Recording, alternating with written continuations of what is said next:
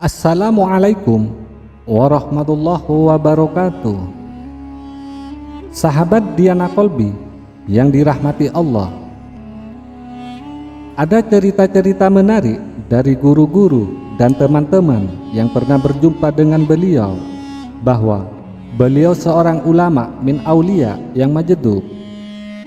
Kelakuan yang sering diperlihatkan memang terasa aneh dan ganjil, di luar kebiasaan manusia bagi pandangan mata awam kita. Sebut saja ketika Habib Syaikon menghadiri peringatan Maulid Nabi Muhammad sallallahu alaihi wasallam pada saat Mahalul Qiyam sedang berlangsung. Habib Syaikon hanya duduk dan nampak asik makan dan mengacak-ngacak hidangan yang ada di hadapannya. Para jamaah terpanjat dibuatnya, namun bagi yang mengerti dan memahami, beliau hal tersebut didiamkan saja dan tidak ada satupun jamaah yang menegurnya. Dan yang lebih mengherankan lagi, sewaktu adzan maghrib berkumandang, tepat di depan musola, Habib Syaikon membawa gitar dan teriak-teriak di saat jamaah akan melangsungkan sholat maghrib.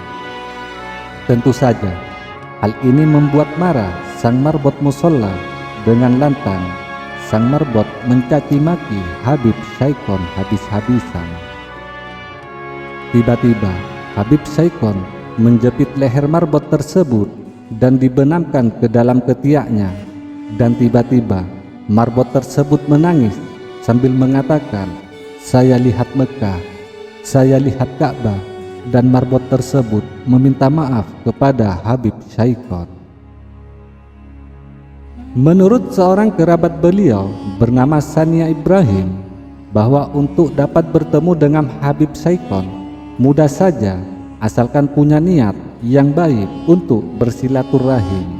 Karena Habib Syaikon sering berpindah-pindah tempat. Kadang beliau ada di makam ayahnya di Masjid Baidoh di Lubang Buaya Jakarta Timur, dan terkadang ada di Gang Nangka Bintara 3. Dan menurut cerita, kalau bertemu beliau akan disambut kodamnya atau jin di depan pintu, dan hanya orang-orang yang soleh dan punya niat yang baik yang dapat berjumpa dengan beliau.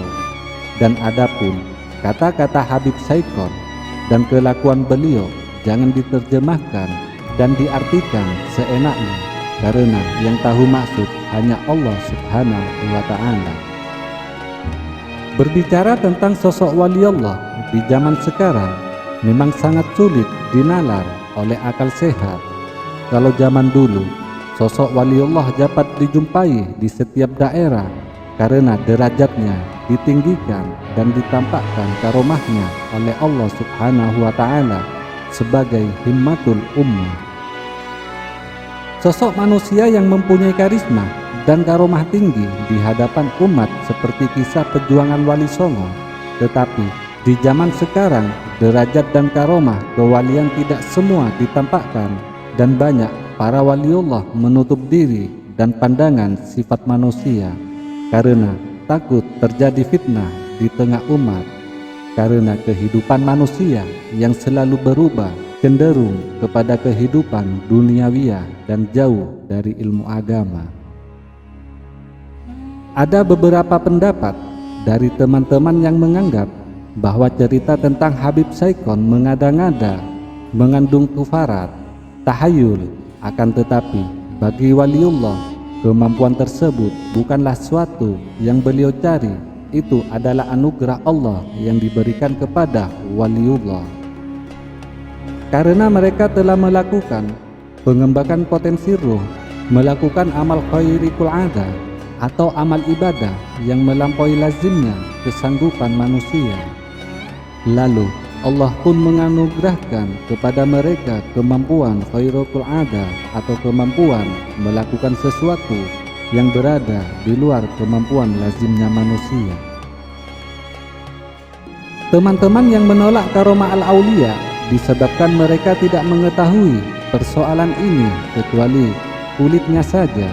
Mereka tidak mengetahui perlakuan Allah terhadap para walinya.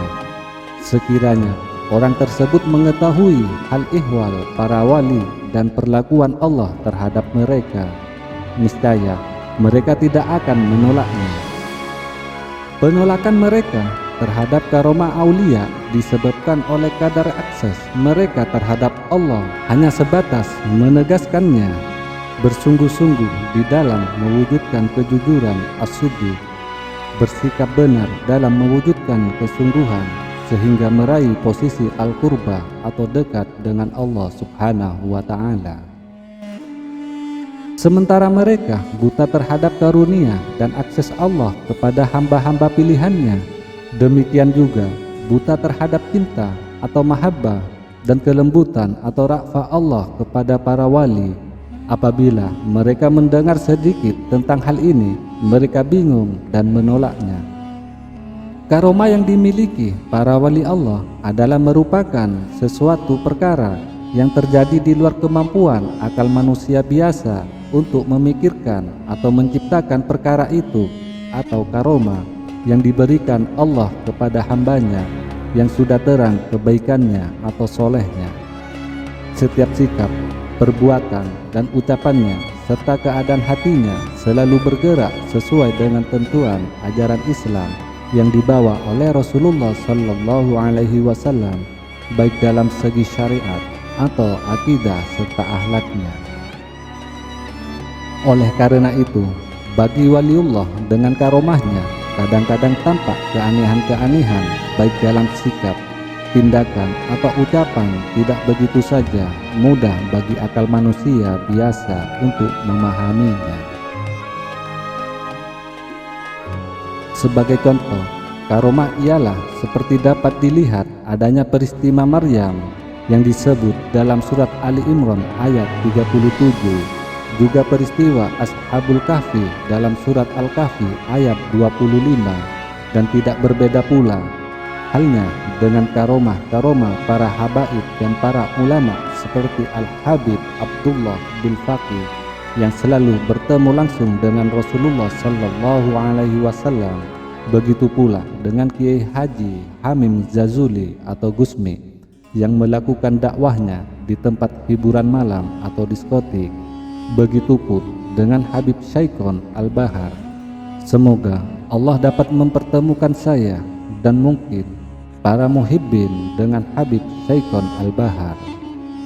Wallahu a'lam. Semoga ini bermanfaat bagi kita semua. Wassalamualaikum warahmatullahi wabarakatuh.